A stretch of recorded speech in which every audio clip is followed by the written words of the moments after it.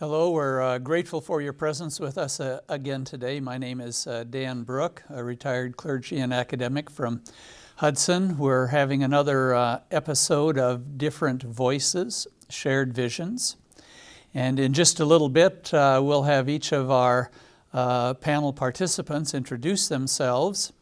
And I'm going to forewarn them right now that in addition to introducing themselves, I'm going to ask each of them to tell a little bit about what this season of the year means to them, what celebrations they have, because we're taping this in early December, and of course the holiday spirit is upon us. It happened to be snowing fairly heavily when we came in today, and so our spirits either rise or fall, depending upon, I guess, whether we like snow or not. Anyway, we're delighted to be here.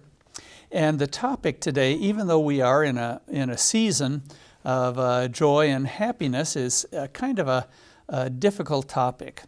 It's the topic of fear, the politics of fear.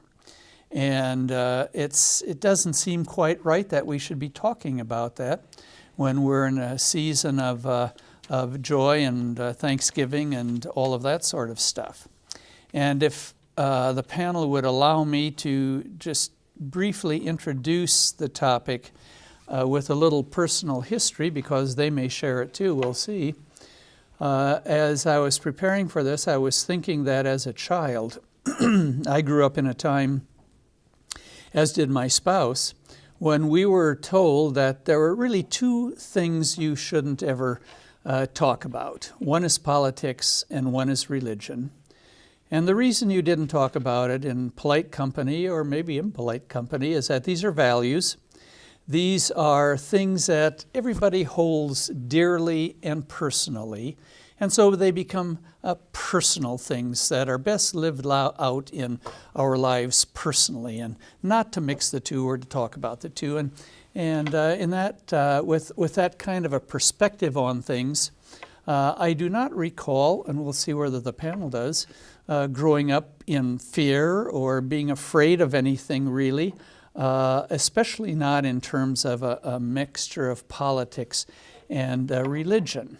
And we are fortunate to have grown up, many of us, maybe all of us, in countries with a separation of church and state, that is, where politics and religion were not intertwined.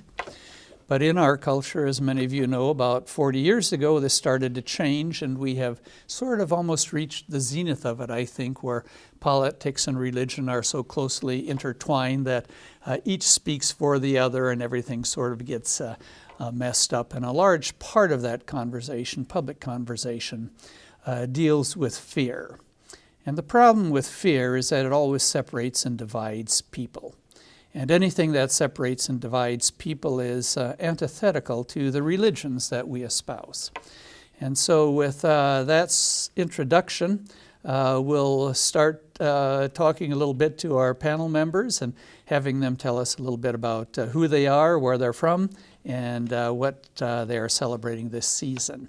And this time I think we'll start with Pastor Dean. Thanks, Dan. Dean Simpson is my name, pastor of Cross Lutheran Church in the little town of Roberts, about a half hour out of St. Paul, Minnesota, here in Wisconsin. Been there almost 17 years now, this January. So I've been in parish ministry now for almost 30 years, and every time this season of the year comes around, Advent and Christmas in the Christian churches, we think about those themes of hoping and waiting for deliverance from those things that plague and torture our lives. So we tell the story of beginning with the prophets, the Hebrew prophets, and the nation that waited in exile, for deliverance and the promise of God's faithfulness in the near future. And Christians, of course, through the centuries have found the figure of Jesus of Nazareth to be an embodiment of a kind of a fulfillment of what the prophets were talking about, not in a literal or absolutely historical sense, but as a continuation of the prophetic message that God is faithful, and that even when things are disappointing and broken, that there is still a substantial experience available to us of the fullness of life, at least a kind of a foretaste of a feast still to come. So we rehearse the stories of the prophets and Christian belief that those are fulfilled in a substantial way in Jesus, and then in the lives of those of us who try to follow Jesus in lives of peace and mercy.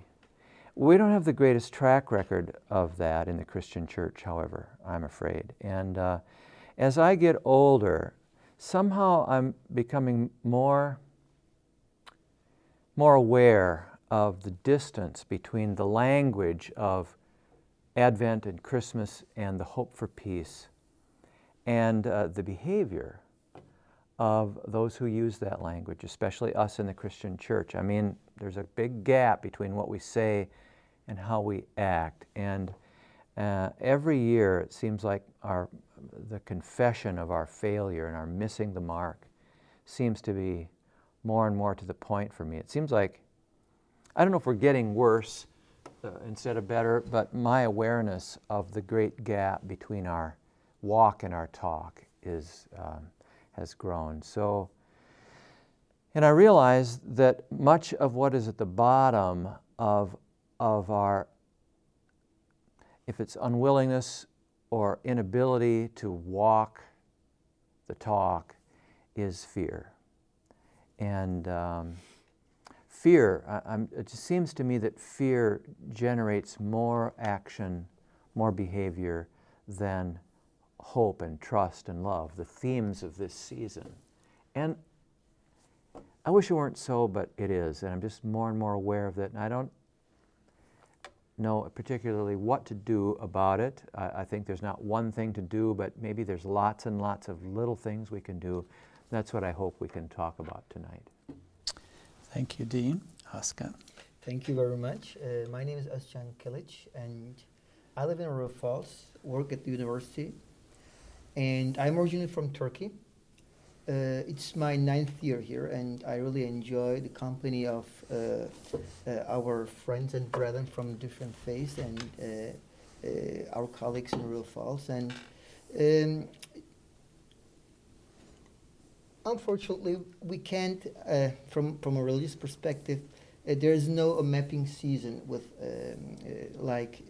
we have the season here, December, maybe in the Christian faith and a Jewish faith, there are holy seasons. But in Islam, it doesn't matter because there's a different calendar. It's the moon calendar, the lunar calendar, where it is rotating. So there's really no one particular season in Islam. But there is actually a month of hope, a month of deliverance, a month of mercy. Muslims hope to receive while they practice their faith. It's Ramadan, and it rotates. Fear and hope, the definition of fear is really different, and I looked up at the dictionary, and fear is an emotion induced by a perceived threat, which causes entities to quickly pull far away from it and usually hide. So when we look at this from a religious perspective, fear is an emotion caused by a threat, which results in hiding and distancing ourselves. That can be a religion. So religion is not built on fear. Otherwise, according to the definition, we should just run away from God, right?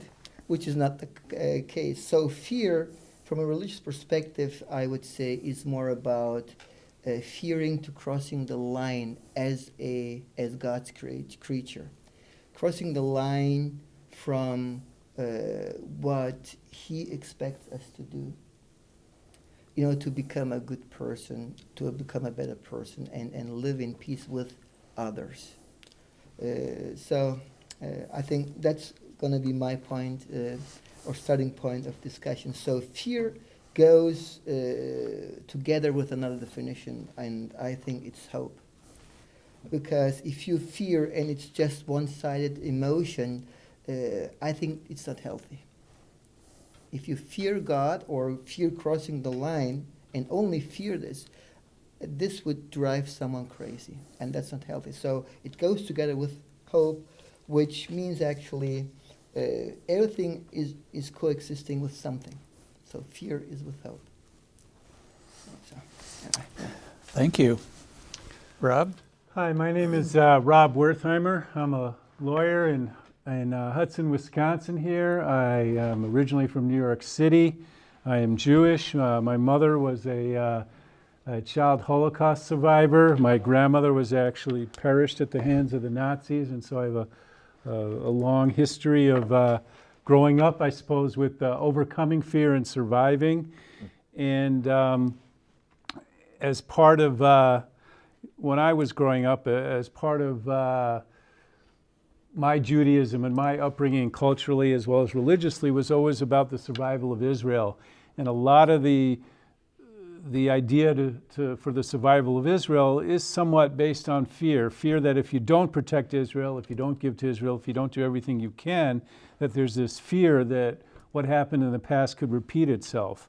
And so you work on that, and you're to give and do what you can to overcome that.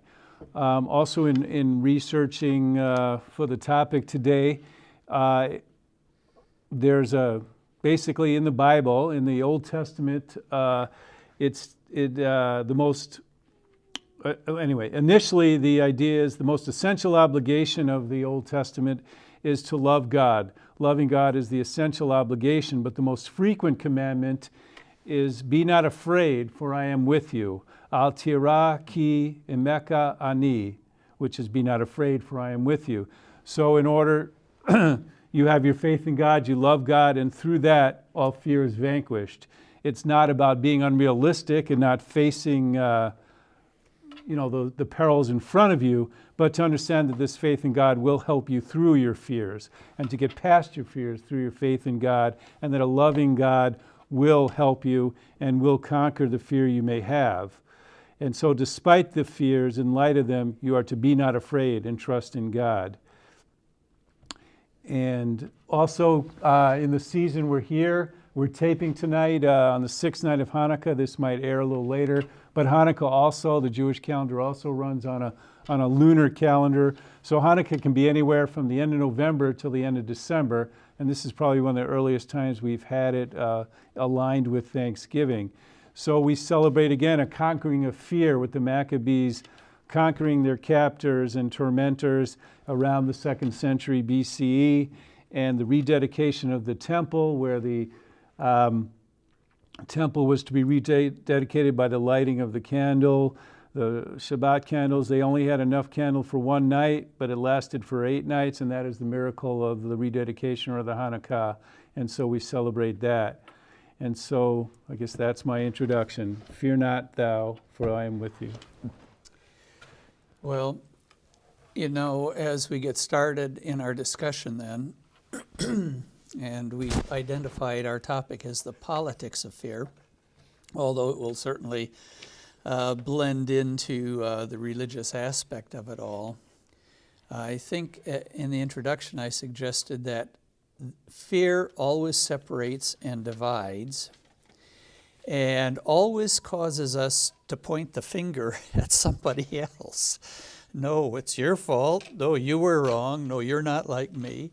And so when we think of the politics of fear in the United States this December 2013, I would like to see if any of you can think of anything our politicians at any level are doing, state, federal, maybe even local, that is not based on fear, where the division between people is accelerated instead of the togetherness of people being accentuated? Can you think of anything in politics these days that is not predicated on fear? You know, just today on my Facebook page, a friend highlighted this thing, and it was a little boy, a Jewish boy, in his bar mitzvah, and he's giving his speech, and it's if I can remember the scripture lesson, it was based on. I can't quite remember the scripture text. I'll think of it in just a moment, I'm sure. But it was a little boy giving his speech in favor of the freedom to marry whoever you love, the freedom of gay marriage. And when you ask that question, is there anything politicians are doing that is not based on fear? That's the first thing that came to my mind, was the movement for the marriage equality. It takes some courage, not fear, to come out, in faith. Now it's becoming more and more acceptable as this ball gets rolling. So it takes less fear, and then pretty soon there will be fear of disappointing those who on either side of the issue. But this little boy, I thought, was speaking very courageously, and I think many of the politicians who have risked their political careers for that because they think it's right. Now, one of the things that I think we would all agree with, based on our relationship to the Old Testament, this idea of fearing God, not standing in terror of God, but having the fear of God cast out lesser fears, so that everything we do might ultimately be based on some kind of fear. But there's life-giving fear, the fear of God. We would say that the fear of missing out on what's right and good and pure and holy and life-giving. That's a kind of a holy, healthy fear. I have a fear of hurting my wife or my children or my neighbor. I mean, that's a healthy fear. And so some political movements in our day, like the Marriage Equality Act, may well be based on that holier fear that's not what we would call the politics of fear at all. So that's something, Dan. I think in a moment I'll try to think of something else, but I think that's one. I feel better. How about you guys? I think you could, I hate to be cynical here, but I think you could almost argue that any sort of political thing stems down a lot of times to a loss to a politician. Now, I'm sure there are some politicians that do the right thing for the sake of doing the right thing, but I think so many politicians are so concerned with the fear of losing their power, fear of losing their jobs, that when they see that at least here in America, more than 60% of the people are in favor of same-sex marriages across the country, and so by backing it, they alleviate their fear of not getting reelected or not staying in power. So that's kind of the cynical view. I think it's a great thing that it's moving in that direction, but I tend to think that so many politicians are looking at their poll numbers, looking at where they're at so they can keep their jobs, that that's kind of like the cynical view, but I'm in favor of that. And I think even a healthcare thing passing where you could have universal healthcare, which I know is completely troubled and having its problems, but even that is a thing for the greater good. Anytime you do have some laws that are accentuating the greater good, you could argue that it's a loss of the fear. But and I know there are politicians out there that are doing it for the right reasons and for the greater good, but unfortunately, the way everything is progressed these days, I think less and less people get into that job for the right reasons. It used to be the best and the brightest, and you could summon them up to work for their country for no other reason than to serve our country, and I think we see less and less of that, unfortunately.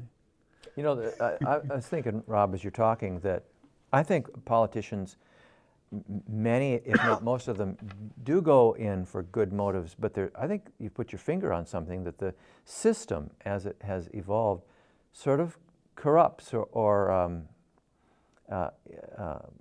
co-opts those motives. I have a son who would like to go into politics. He's very idealistic, I think, in a good and healthy way. But I fear for him that if he gets into that system, just for his own political survival, he'll be kind of co-opted. At least he'll be severely tempted to do that. And it could be that there's too much money and too much power handed to people, and it's not good for their soul or something. I don't know. You know, once you get a position and you get your income and you sort of get used to it and you plan your future, I mean, you hate to lose all that. Hate to lose that momentum and that income and that career and so on. So immediately you start to protect that, which, if you're a politician, gets you into the politics of fear, sort of almost by definition. Your own fear. So I think it's all about interest, and if people go after their own interest or a particular group's interest, they will have that fear to lose what they're running after, whatever it is. And I'm against career politicians. I'm sorry about that, because if you put this as a career, you are concerned about being reelected, and that's what it is. And if you make some $1,000s, that's a considerable chunk of money, and then you are manipulating. And I think being a politician should be more of an amateur job. One term and that's it. Do you know what the word amateur means? Amateur means doing it, okay, maybe you're not an expert, but you do it for fun, you do it for enjoying yourself. I mean, it's not professionally done. You're right. It comes from the Latin amateur, lover. Yeah, yeah. You do it for the love of it. Yeah, Yeah. So, but we forget that a lot of times. We think an amateur is somebody who doesn't know what they're doing. No, it's not But that. it no. really is somebody who's just motivated Yeah. by love for. That's doing good. I haven't heard that before. Yeah. It's interesting. I'd like term limits only for the politicians I don't like. Yeah. The ones I like, No. I'm kidding. I mean, It's a 18 joke, but terms. I think what two is it? That's terms it. is good depending Yeah. on where you're at. I mean, just like the president, they Yeah. have 2 terms. So I'm interested in your cynicism. Of course, the majority of the population wants to raise the minimum wage. The majority wants immigration reform. The majority wants good health care, and still the politicians do nothing. What is it? Is it fear, or are they just nasty human beings that they don't want to do what the majority of the country wants? Well, then you also have to, like Jerry Maguire, follow the money.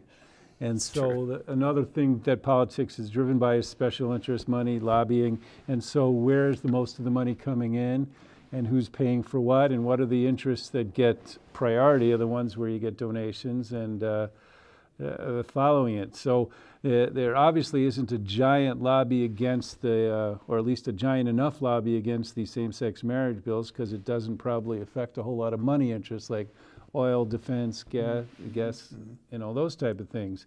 So it's more of a social thing that can kind of go through, where you have your other interests that may prevent the other things from going through.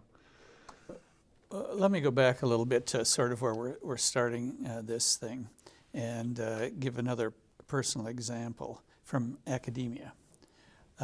When I was an undergraduate, I ended up in a psychology class where, unbeknownst to the students, I don't think they could get by with that these days, the gentleman was doing research on what motivates people most toward a grade. Fear or a lack of fear. And in his case, the variable that he chose to study was if I give you on exams, he gave us regular exams, a poorer grade than you deserved, would you work harder than if I gave you a better grade than you deserved? And what do you suppose the results of the research, which has since been duplicated in terms of what motivates you more, fear or love? What do you think his results were, would you guess? Poor grade. Poor grade.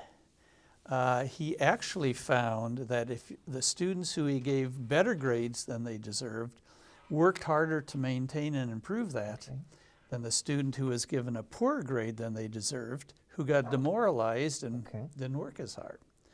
So the question is, what can we do to overcome this predominant force of fear that motivates so much of our private and public life? If we know Just as another aside, my wife Elizabeth was teaching, and or still teaching for that matter. Same thing. When it came to faculty and staff, what motivates a faculty member to accomplish more? Is it fair? You have to be there. You have to do this. You have to, or is it reward? I think it's a reward. Yeah, you're right. I think it's But the other issue is how possibly can you reward poor work? that's true. That's the other issue. I mean, if I just sit and lay down and do nothing, and why would I expect my boss to reward me with a pay raise? I don't know. I wonder if there's some sort of scale, reward works to a point, and, Yeah. and then after, there's been some criticism of the self-esteem movement. You reward these kids with praise for being able to walk across the Yeah. room. I mean, really. Or get a trophy, whoever Yeah. plays in the game with you. Yeah, everybody wins. So maybe maybe you can move too far in either direction. Yeah. I think what we're trying to do here, whether we always succeed or not, I don't know, but to meet Rob and Azkan. I mean, Dan, you and I are both Lutheran background, Christian background, but Rob and Azkan from Jewish and Muslim background. I've so appreciated getting to know you guys. And we've eaten together. Thank you. Yeah. And had some good laughs and good times together. And you've spoken in our churches about your faiths, and it just is a feast set in the midst of a hungry, fearful world to me. And I'm so glad for this little conversation to get to know the other, people who in my world are the other. I live in a pretty small world as a Christian pastor. I mean, my concerns are pretty limited. I hate to admit that, but it's true. And so it's just opened the world to me and just made a larger space for me to dwell in, which is the understanding of the word for salvation is to get more room, more space. Thank you very much. From your perspective, it's really, and I really appreciate. But I think you are the exception who thinks that way, because it doesn't matter which religious belief. If you're really close to other opinions, you would say, why would I meet a Muslim? Why should I meet a Jewish person? Why? I mean, if you're very narrow-minded. And I think it doesn't matter which religious perspective, if the clergies work and build on fear from other religious beliefs, they contribute to the alienation of individual believers. And this is what we should actually fight against. That's how I feel about it. And that's the reason why I really enjoy being here, because the more I talk, the more I listen, and the more I observe, I learn more. And if I know more, this is actually helping to kind of eliminating my ignorance towards the other religion, and I see that there's really nothing to fear of if I was told that I should fear a Christian or a Jewish person. And I think that's the point. We should get together more often and talk openly about our religious beliefs. And there was this two research. One, it was conducted in 2013 about, it was a magazine, but it asks dominantly white people about the top 3 answers for what they fear. Nuclear war, terrorist attacks. The second was the child spouse dying of terminal illness. And third was self dying of terminal illness. In 2005, Gallup did the same research, and the top one was terrorist attacks, second spiders. So, okay. So I'm not going further. Spiders? The third, spiders, and the third was death. So when I look at this, Wow. terrorist attacks, both, so nothing has changed. And I think it's nothing surprising to me, because if we talked about politicians, we talked about maybe other clergies who work on this fear. They fear this, they fear Muslims, they fear Islam. They love Muslims, but they hate Islam. And that is, I hear some stories. Okay, I really don't mind being with a Muslim, but I hate Islam. I don't know how it works. But this is because they don't know. So anyone come up with a story that Islam is this or that. But so fear because of the unknown, or fear because of someone has told you it's this way, should be somehow addressed by, either religion, and said, okay, good. What is really we're feared of, or we're afraid of, and what we're fearing?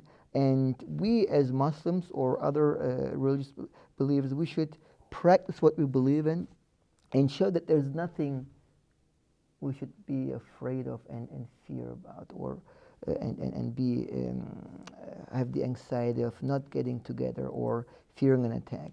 I'm not saying that we shouldn't be prepared. I'm not saying this, but I'm talking about being preoccupied against a certain religion, or against people, against gays, or against Muslims or Jewish people. It doesn't matter, any category. So these are areas where it can be easily manipulated if we don't know, if we're ignorant. I think that's what it is. And So anything that counters ignorance, Yeah. anything that brings us together, Yeah. so that we can begin to get to know and Exactly. understand one Yeah. another, is a political act, kind of a politically subversive act, I think. Subversive in the sense that it can subvert the politics of fear. The terror we all live in of the other, the unknown, the spiders. yeah, We should have some spiders here and pet them, get to know them. See, there's nothing to be afraid of. I think it's terrible that people live in terror of snakes or spiders. They're fascinating creatures. Doesn't mean you don't want to be careful around some of them, but but sometimes fear can be learned through Fear is a learned, negative yeah. experience, or Or overcome unlearned with a Unlearned, positive yeah. experience. So Yeah. we don't know why. I mean, they might have encountered something during their childhood and are afraid of spiders. I don't know. Yeah. I saw a T-shirt said something to the effect that if only a closed mind would be accompanied by a closed mouth. Okay. The reverse of which you're getting at is that, if we come to understand in a more inclusive way our commonalities, Yeah. and that's one thing. But how do you develop the courage to live them out in conversation, normal conversation with people, and start to be that little flame that ignites a fire of acceptance and things of that sort? How do we do that? I was at a worship service at a Methodist church down in Madison, where my son goes, and there's a song that's been popular on the radio that was sung in that worship service. A lot of people listening may have heard it or know it.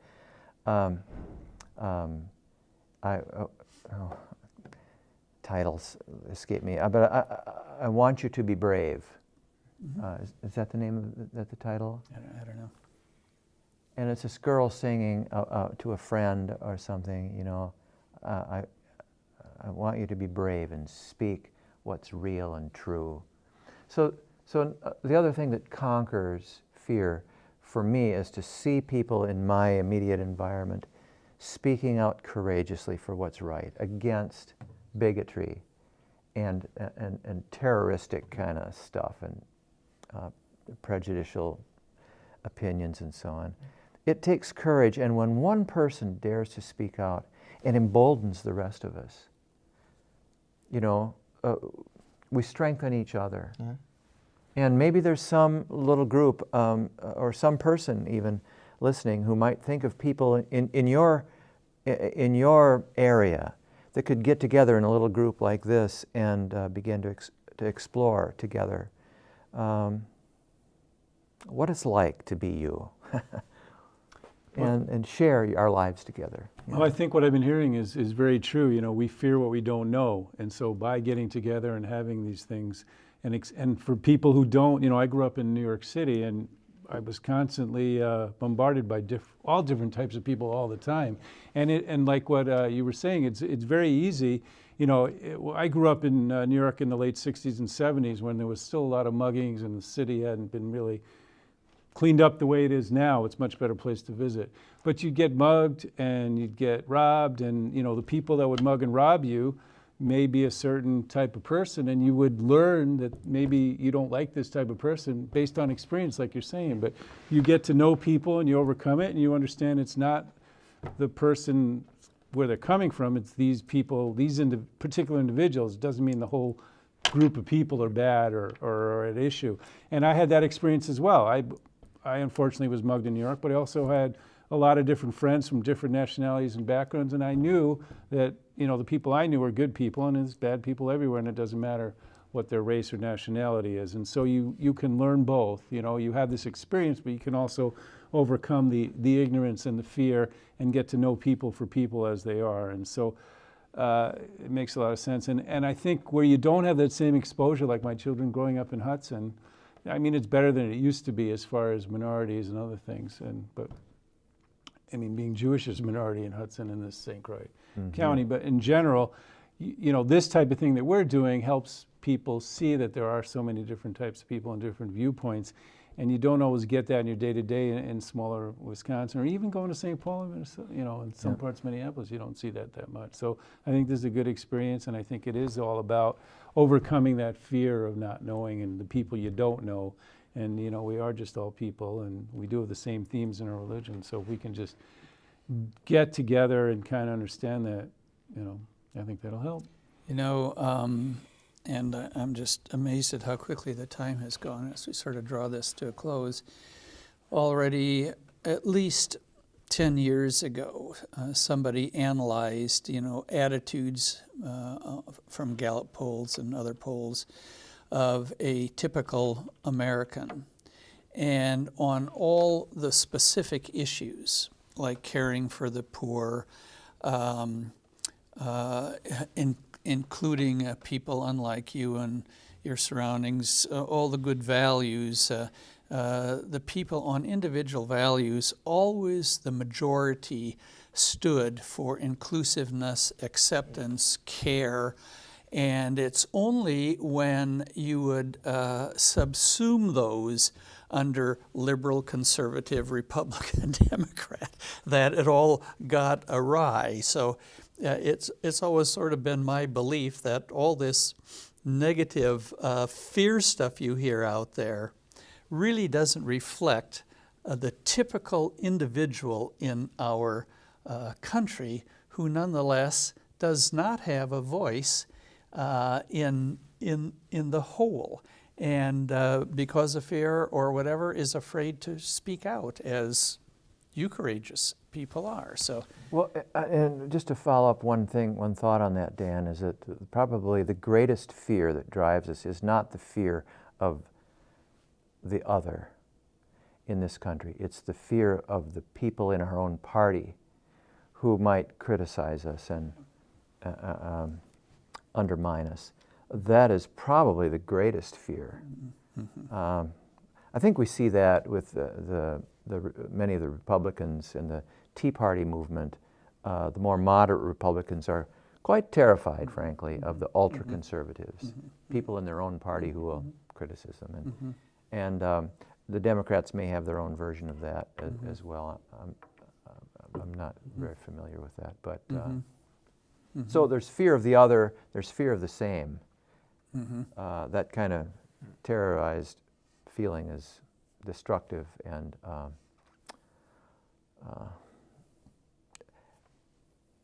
imprisoning, you know, in either case. Sure.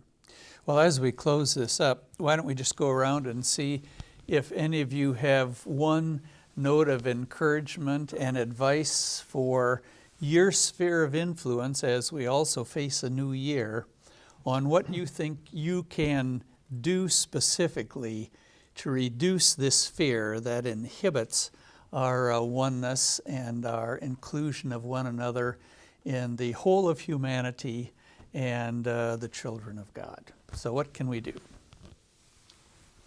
Well, I would just sort of reiterate, I think, what I've already said. I love what Brian McLaren says in his little book. Why did Jesus, Moses, the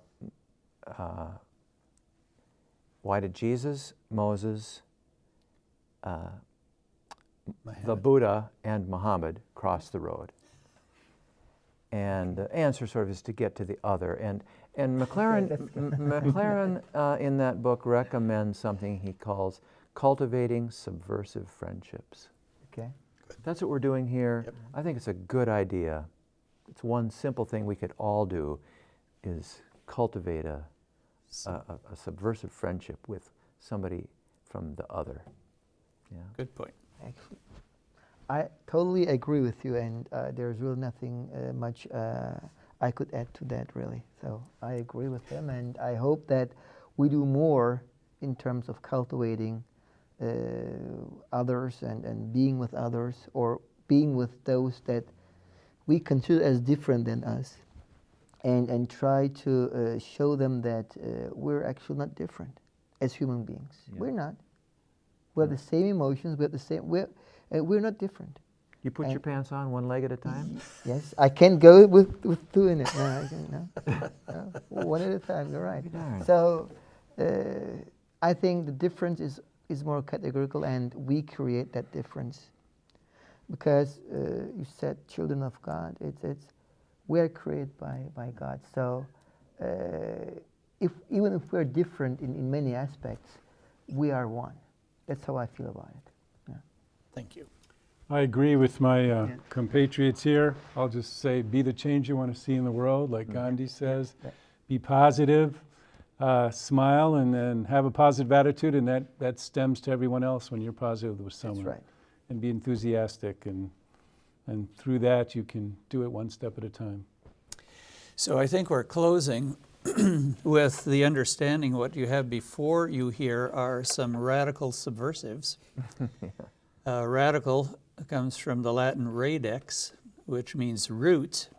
So all it means to be a radical is to go back to the root of a cause, a problem, a condition. And what we're talking about here, the root is that we're all children of God. The subversive part of it is taking that radical relationship with God, root relationship, and acting it out in our lives by taking the risks of meeting with, talking to, getting to know somebody who is the other as a first step in ameliorating fear in our personal relationships, our corporate relationships, in our lives generally. And toward that goal and end, we thank you again for being with us. We hope this holiday season brings you many joys and blessings, and even some time for gentle relaxation. And God willing, we'll look forward to talking to you again soon. Goodbye now. Thank you.